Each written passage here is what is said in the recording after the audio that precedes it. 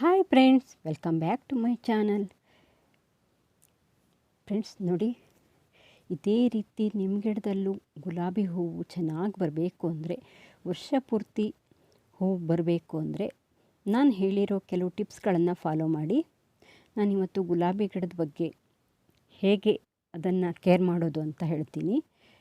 ನೋಡಿ ಎಷ್ಟು ಚೆನ್ನಾಗಿ ಹೂ ಬಿಡತ್ತೆ. ನೀವು ನನ್ನ ಚಾನಲ್ಗೆ ಹೊಸಬರಾದರೆ ಸಬ್ಸ್ಕ್ರೈಬ್ ಮಾಡ್ಕೊಳ್ಳಿ. ಹಾಗೆ ಪಕ್ಕದಲ್ಲಿರೋ ಬೆಲ್ಲೈಕನ್ ಕ್ಲಿಕ್ ಮಾಡಿ. ನಾನು ಹಾಕೋ ಎಲ್ಲ ವಿಡಿಯೋದ ನೋಟಿಫಿಕೇಷನ್ ನಿಮಗೆ ಬರುತ್ತೆ. ಇಷ್ಟ ಆದರೆ ಒಂದು ಲೈಕ್ ಮಾಡಿಬಿಡಿ. ಫ್ರೆಂಡ್ಸ್ ನೋಡಿ, ಗುಲಾಬಿ ಗಿಡಗಳನ್ನು ಪಾಟಲ್ಲಿರಬೇಕಾದ್ರೆ ನಾವು ತುಂಬ ಆರೈಕೆ ಮಾಡಬೇಕಾಗತ್ತೆ. ಇದಕ್ಕೆ ನೋಡಿ ಎಷ್ಟು ಚೆನ್ನಾಗಿ ಹೂ ಬಿಡಬೇಕು. ಇದು ಕ್ಲೈಂಬಿಂಗ್ ರೋಸ್ ಅಂತ, ಬಳ್ಳಿ ಗುಲಾಬಿ ಅಂತ ಹೇಳ್ತೀವಲ್ಲ, ಅದು ತುಂಬ ಚೆನ್ನಾಗಿ ಹೂ ಬಿಡುತ್ತೆ. ಇದೇ ರೀತಿ ಹೂ ಬಿಡಬೇಕು ಅಂದರೆ ನಾವು ಯಾವ್ಯಾವ ರೀತಿಯಲ್ಲಿ ಅದನ್ನು ಕೇರ್ ಮಾಡಬೇಕು ಅಂತ ನಾನು ಹೇಳ್ತೀನಿ. ನೋಡಿ ಫ್ರೆಂಡ್ಸ್,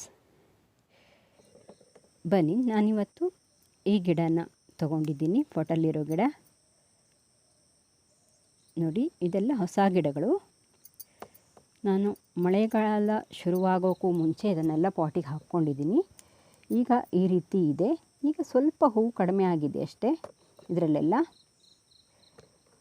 ನೋಡಿ, ಈ ಗಿಡಗಳನ್ನೆಲ್ಲ ನಾವು ಮೊದಲನೇದಾಗಿ ಅದನ್ನು ಟ್ರಿಮ್ ಮಾಡ್ಕೊಳ್ಬೇಕು, ಅಂದರೆ ಕಟ್ ಮಾಡ್ಕೊಳ್ಬೇಕು. ಡೆಡ್ ಹೆಡ್ಡಿಂಗ್ಸ್ಗಳನ್ನೆಲ್ಲ ಕಟ್ ಮಾಡ್ಕೋಬೇಕು. ನಾವು ಯಾವ ರೀತಿ ಕಟ್ ಮಾಡಬೇಕು ಅಂದರೆ, ಸ್ವಲ್ಪ ಕ್ರಾಸಲ್ಲಿ ಹಿಡಿದು ಕಟ್ ಮಾಡಬೇಕು ಆ ಗಿಡಗಳನ್ನೆಲ್ಲ.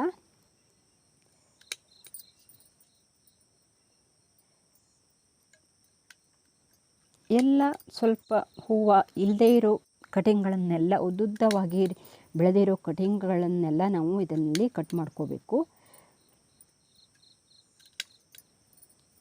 ಫ್ರೆಂಡ್ಸ್, ಕಾಲಕ್ಕೆ ನಾವು ಗುಲಾಬಿ ಗಿಡಗಳಿಗೆ ಲಿಕ್ವಿಡ್ ಫರ್ಟಿಲೈಸರ್ಗಳನ್ನು ಹಾಕ್ತಾನೇ ಇರಬೇಕಾಗತ್ತೆ. ಅದು ವರ್ಷ ಪೂರ್ತಿ ಹೂ ಬಿಡೋವಂಥ ಗಿಡ ಆಗಿರೋದ್ರಿಂದ ಫರ್ಟಿಲೈಸರ್ ಜಾಸ್ತಿ ಬೇಕಾಗತ್ತೆ. ನೋಡಿ, ಈ ರೀತಿ ಉದ್ದವಾಗಿರೋ ಕಟಿಂಗನ್ನು ನಾವು ನೋಡಿಲಿ ಸ್ವಲ್ಪ ಕ್ರಾಸಲ್ಲಿ ಹಿಡಿದು ಕಟ್ ಮಾಡಬೇಕು ಅದನ್ನು. ಅದು ಯಾಕಂದರೆ ನೀರು ಬಿದ್ದರೂ ಕೂಡ ಅದು ಒಳಗಡೆ ಹೋಗಬಾರ್ದು ಅಂತ ನಾವು ಅದನ್ನು ಕ್ರಾಸಲ್ಲಿ ಕಟ್ ಮಾಡಬೇಕು. ನೋಡಿ, ಈ ರೀತಿ ಕ್ರಾಸಲ್ಲಿ ಹಿಡಿದು ಕಟ್ ಮಾಡಬೇಕು. ಈ ರೀತಿ ಸ್ವಲ್ಪ ಚಿಗುರಿ ಇಲ್ಲದೇ ಇರೋ ಕಟಿಂಗ್ಗಳನ್ನೆಲ್ಲ ಕಟ್ ಮಾಡಿಬಿಡ್ತೀನಿ. ಹಾಗೆ ಉದ್ದವಾಗಿರೋ ಕಟಿಂಗನ್ನು ಕಟ್ ಮಾಡ್ತೀನಿ. ತುಂಬ ಚೆನ್ನಾಗಿ ಹೂ ಬಿಡಬೇಕು ಅಂದರೆ ಈ ರೀತಿ ಕಟಿಂಗ್ ತುಂಬ ಇಂಪಾರ್ಟೆಂಟ್.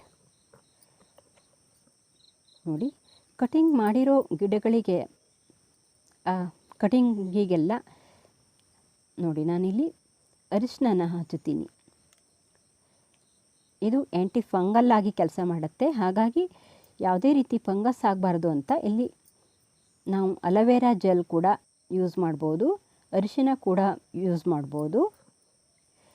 ಆ ಕಟಿಂಗಿಗೆಲ್ಲ ನಾವು ಅರಿಶಿನ ಹಚ್ಚಿದರೆ ಫಂಗಸ್ ಆಗಲ್ಲ.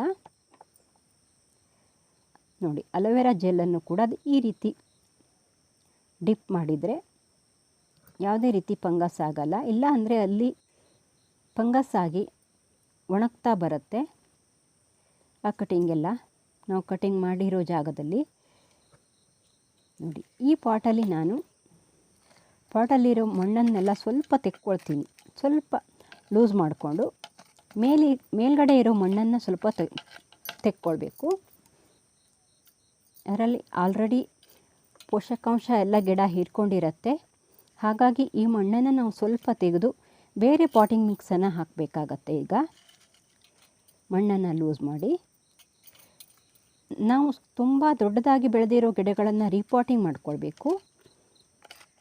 ಇದು ನಾನು 1 ವರ್ಷವೂ ಆಗಿಲ್ಲ ಈ ಗಿಡಗಳನ್ನು ನೆಟ್ಟು. ಹಾಗಾಗಿ ನಾನು ಈ ರೀತಿ ಮಾಡ್ತಾಯಿದ್ದೀನಿ. ತುಂಬ 1 ವರ್ಷ ಅಥವಾ 2 ವರ್ಷದ ಮೇಲೆ ಗಿಡಗಳನ್ನು ಹಾಗೆ ಬಿಡಬಾರ್ದು, ರೀಪಾಟಿಂಗ್ ಮಾಡಬೇಕು ಅದನ್ನು. ನೋಡಿ, ನಾನಿಲ್ಲಿ ಕುರಿ ಗೊಬ್ಬರನ ತೊಗೊಂಡಿದ್ದೀನಿ. ಇದು ನಿಧಾನವಾಗಿ ಕಂಪೋಸ್ಟ್ ಆಗೋದ್ರಿಂದ ತುಂಬ ಚೆನ್ನಾಗಿ ಗುಲಾಬಿ ಹೂವಿನ ಗಿಡಗಳಿಗೆ ತುಂಬ ಒಳ್ಳೆಯ ರಿಸಲ್ಟ್ ಕೊಡುತ್ತೆ. ಮತ್ತು ಈರುಳ್ಳಿ ಸಿಪ್ಪೆ ಕೂಡ ಇದೆ ಇದರೊಳಗೆ. ನಾವು ಬನಾನಾ ಫೀಲು ಮತ್ತು ಈರುಳ್ಳಿ ಸಿಪ್ಪೆ ಮತ್ತು ಕಿಚನ್ ವೇಸ್ಟು ಎಲ್ಲ ಈ ರೀತಿ ಕೆಳಗಡೆ ಸ್ವಲ್ಪ ಹಾಕ್ಬೋದು. ಅದು ನಿಧಾನವಾಗಿ ಗೊಬ್ಬರ ಆಗುತ್ತೆ.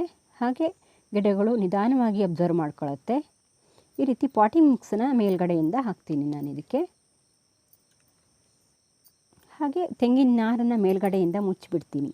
ಯಾಕಂದರೆ ನಾವು ಹಾಕಿರೋವಂಥ ಮಣ್ಣು ನಾವು ನೀರು ಹಾಕಿದಾಗ ತೊಳ್ಕೊಂಡು ಹೋಗಬಾರ್ದು, ಮತ್ತು ಮಣ್ಣಿಗೆ ನೇರವಾಗಿ ಬಿಸಿಲು ತಾಗಬಾರ್ದು ಅಂತ ನಾವು ಮಲ್ಚಿಂಗ್ ಮಾಡಬೇಕಾಗತ್ತೆ. ನೋಡಿ, ಈ ಕಟಿಂಗ್ಗಳನ್ನೆಲ್ಲ ನಾವು ನೆಟ್ಕೋಬೋದು. ನೋಡಿ, ಎಲ್ಲ ಗಿಡಗಳನ್ನು ಅದೇ ರೀತಿ ಕಟಿಂಗ್ ಮಾಡಿ ನೋಡಿ ಈ ಗಿಡಗಳನ್ನು ನಾನು ಕಟಿಂಗ್ ಮಾಡ್ತೀನಿ. ಈಗ ಕಟಿಂಗ್ ಮಾಡಿ ಇದೇ ರೀತಿ ಗೊಬ್ಬರ ಹಾಕಿ ಮಣ್ಣನ್ನು ಹಾಕಿ ಕೊಡ್ತೀನಿ. ಪಾಟಿಂಗ್ ಮಿಕ್ಸ್ನೇ ಹಾಕ್ತೀನಿ ನಾನು ಇದಕ್ಕೆ. ಗುಲಾಬಿ ಗಿಡಗಳಿಗೆ ತುಂಬ ಬಿಸಿಲು ಬರೋ ಜಾಗದಲ್ಲಿ ನಾವು ಇದನ್ನು ಇಡಬೇಕು. ಹಾಗೆ ನೀರು ಡೈಲಿ ನೀರು ಹಾಕಬೇಕು. ನೀರು ಮತ್ತು ಬಿಸಿಲು ಸಮ ಪ್ರಮಾಣದಲ್ಲಿ ಬೇಕಾಗತ್ತೆ ಇದಕ್ಕೆ. ಹಾಗೆ ಟ್ರಿಮ್ ಮಾಡ್ತಾ ಇರಬೇಕು.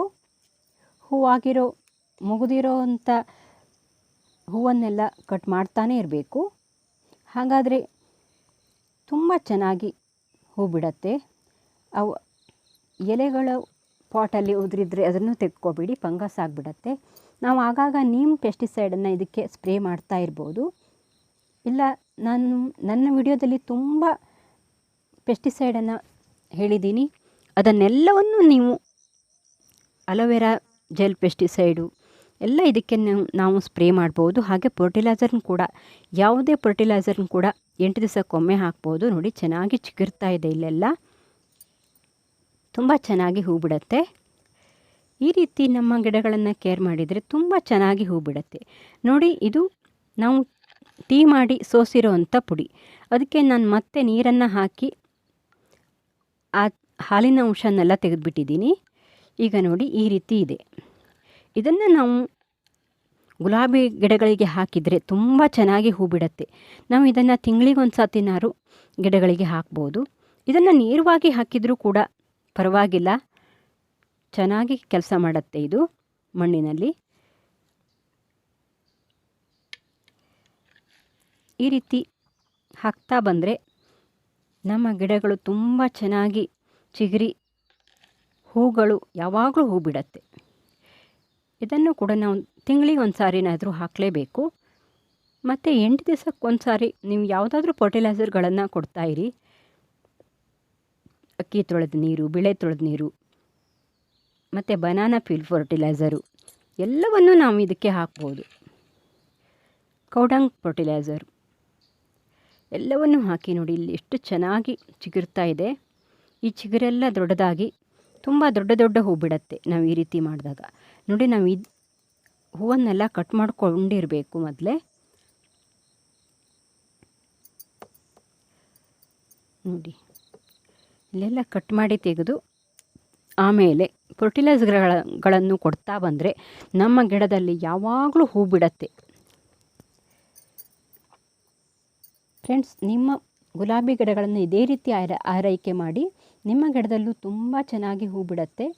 ಈ ವಿಡಿಯೋನ ನೋಡಿದ್ದಕ್ಕೆ ತುಂಬ ಧನ್ಯವಾದ ಫ್ರೆಂಡ್ಸ್. ಹೀಗೆ ನನಗೆ ಸಪೋರ್ಟ್ ಮಾಡ್ತಾ ಇರಿ. ಮತ್ತು ಮುಂದಿನ ವಿಡಿಯೋಗಳಲ್ಲಿ ನಾನು ಹೊಸ ಹೊಸ ವಿಡಿಯೋಗಳ ಜೊತೆ ನಿಮ್ಮ ಮುಂದೆ ತರ್ತೀನಿ. ಈ ವಿಡಿಯೋ ಇಷ್ಟ ಆಗಿತ್ತು ಫ್ರೆಂಡ್ಸ್. ಮುಂದಿನ ವಿಡಿಯೋದಲ್ಲಿ ಹೊಸ ಹೊಸ ವಿಡಿಯೋಗಳ ಜೊತೆ ಬರ್ತೀನಿ ನಿಮ್ಮ ಮುಂದೆ. Thank you for watching.